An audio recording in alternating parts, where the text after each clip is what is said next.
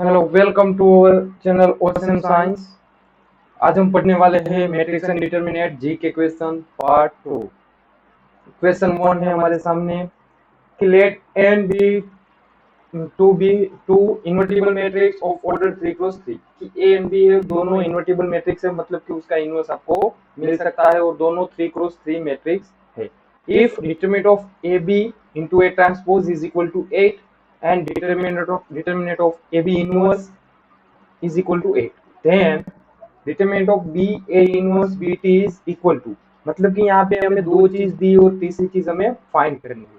यहाँ पे हमें दिया है कि determinant of A B into A transpose is equal to 8 है, मतलब कि उसको मैं इस तरह से लिख सकता हूँ कि A determinant of A determinant of B into determinant of A transpose is equal to 8।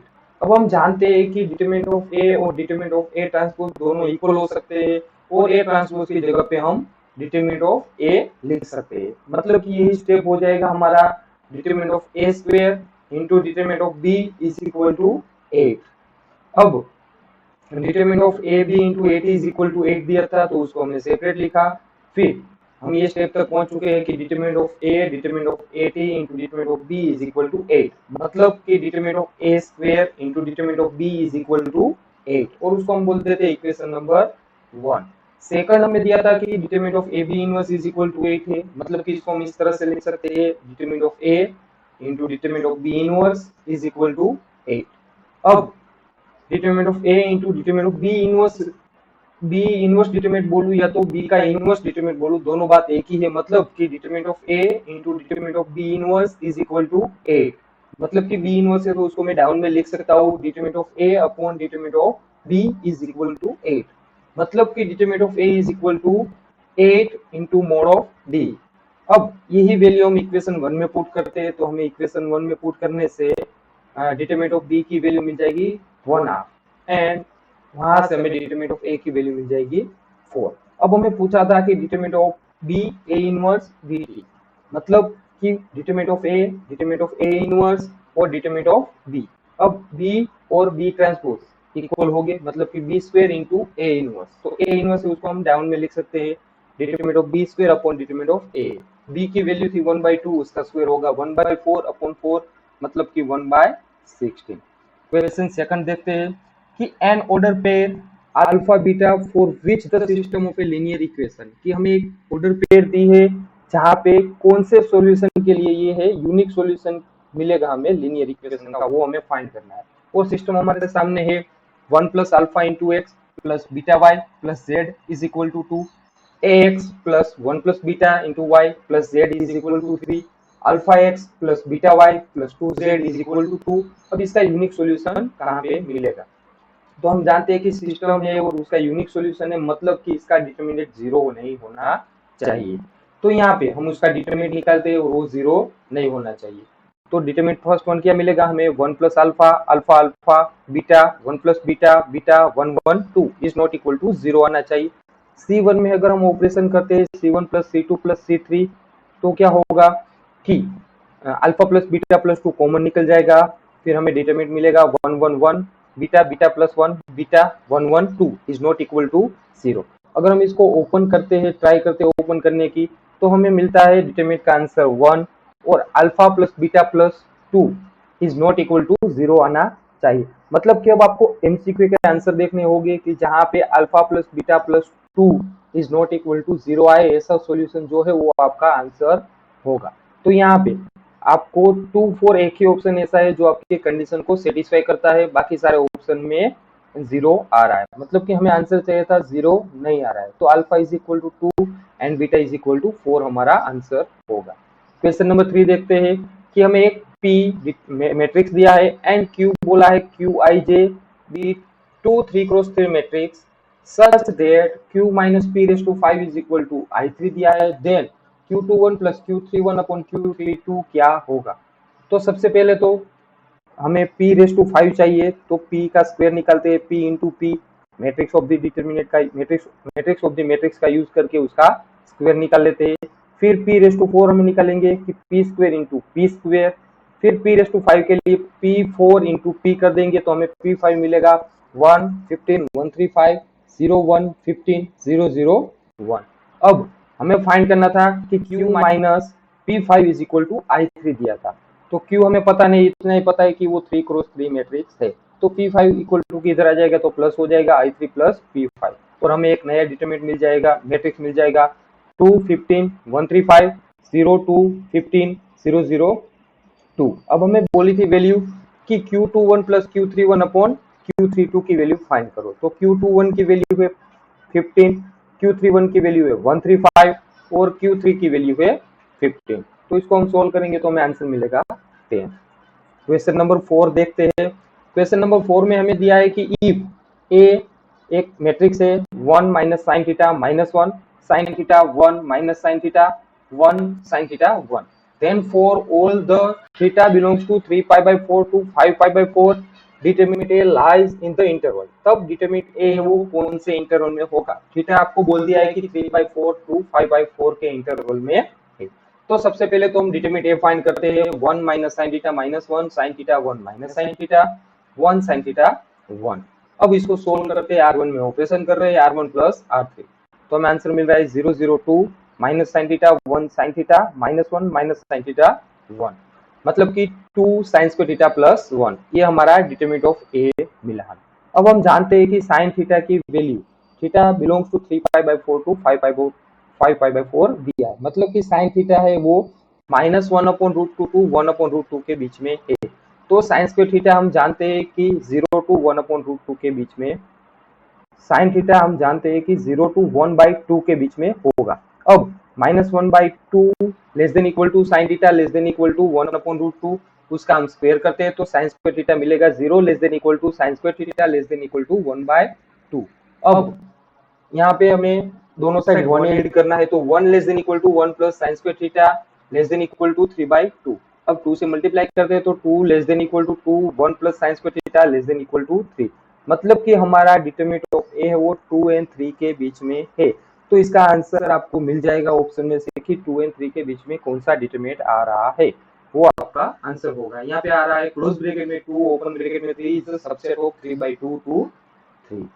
Okay, question number 5 की ओर बढ़ते हैं।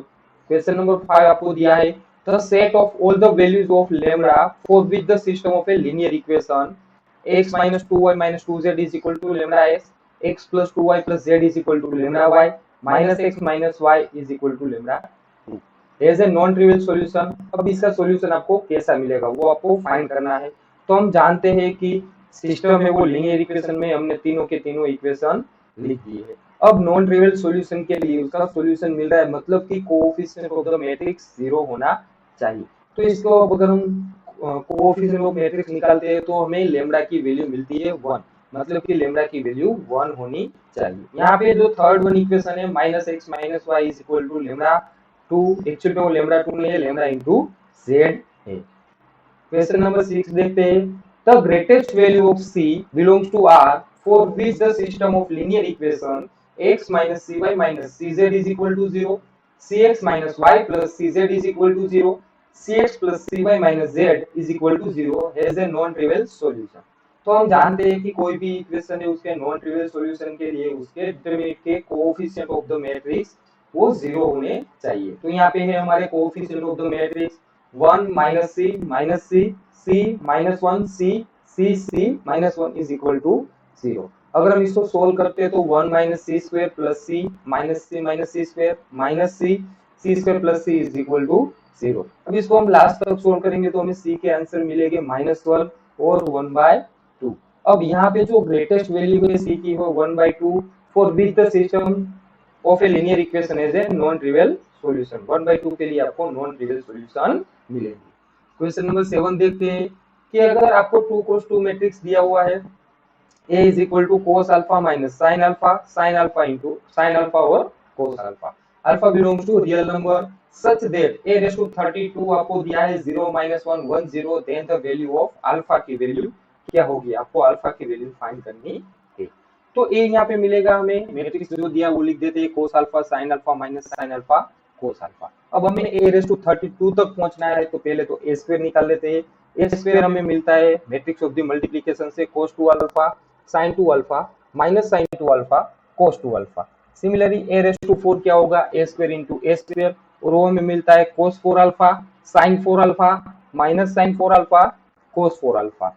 तो उसी तरह से a रेस टू 32 हमें मिलता है cos 32 alpha minus sin 32 alpha sin 32 alpha and cos 32 alpha.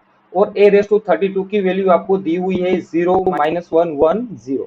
तो यहाँ पे इक्वल ऑफ द मैट्रिक्स का यूज करते हैं तो sin 32 alpha is equal to 1 होगा and cos 32 alpha is equal to 0 होगा। अब हम जो स्टैंडर्ड 11th में पढ़ चुके थे general solution of the trigonometric function, उसका यूज करना होगा।